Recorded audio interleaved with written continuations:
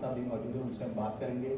Sir, जैसा कि चर्चा हो रही है और देखने को ये मिल रहा है कि बहुत छोटी छोटी गलतियों के कारण बड़ी बड़ी दुर्घटनाएं होती हैं। हम हेलमेट नहीं लगाते हैं, हेलमेट एक मामूली सी चीज़ है, लेकिन हेड इंजरी होती है तो फिर बचाना मुश्किल हो जाता है। तो ऐसे में आप प्रोफेसर हैं, विश्वविद्यालय के डीन हैं, तो क्या सड़क सुरक्षा को लेकर आप लोगों द्वारा भी कोई मुहिम चलाई जा रही है या कोई इस तरह का प्रोग्राम चलाया जाता है?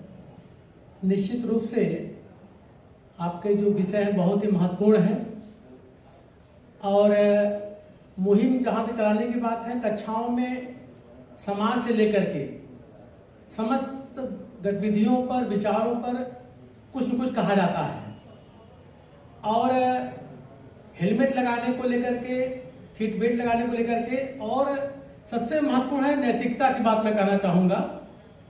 यह किसी तीसरी आंख से नहीं हो सकता है जब तक स्वयं में व्यक्ति जागरूक न हो जाए।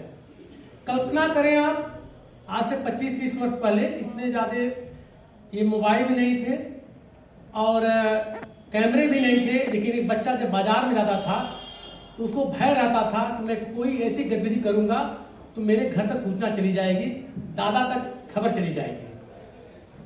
वह अपने में हमेशा विचार में रहता था। आज क्या हो गया कि मैं कहीं कुछ कर रहा हूं, कोई फर्क नहीं पड़ने वाला है और गार्जियन भी नहीं पूछते हो कहाँ गया था, कहाँ से आ रहा है। अक्सर जब वयस्क हो जा रहे हैं बच्चे भी, गार्जियन पूछते भी हैं तो तुम कहाँ जा रहे हो, तो बताने की जगह कहते हैं मैं अभी आ रहा हूँ। बस इतना ही बोलते हैं, स्थान में भी बताते हैं। आवश्यकता इस बात की है सभी जो भी अभिभावक हैं वे अपने बच्चों पर नजर रखें, उनसे पूछताछ करते रहें और उनको जागरूक भी करते रहें, क्योंकि सभी व्यक्ति जो है अभिभावक हैं और वह उनका जो परिवार है वो स्कूल की ही तरह है। उसको मान करके कुछ समय दे, शिक्षा दे।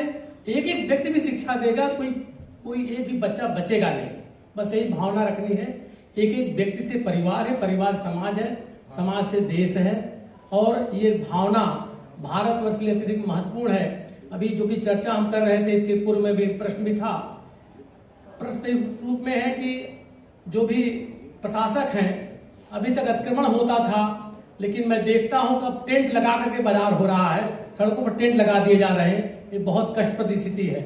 और दूसरी स्थिति होती है, मैं जब देखता हूं जो कि रेलवे क्रॉसिंग है, वहां पर डिवाइडर जहां पर नहीं है, वहां पर जाम इसलिए भी लग जा रहा है, लोग नियमों का पालन नहीं कर रहे हैं और गलत दिशाओं में जाकर के अपनी गाड़ियां खड़ी कर दे रहे हैं। व्यक्ति वहां पर तनावग्रस्त होता है। जहां पर आप 5 मिनट में निकल सकते हैं, आधे घंटे में नहीं निकल पाता है और निकलने के बाद भी रफ्तार उसकी दुगनी और तिगनी हो जाती है। तो सर्वाधिक है कि संयम बरते और नैतिकता का ध्यान दे, फिर दुर्घटनाओं में निश्चित रूप से कमी आएगी।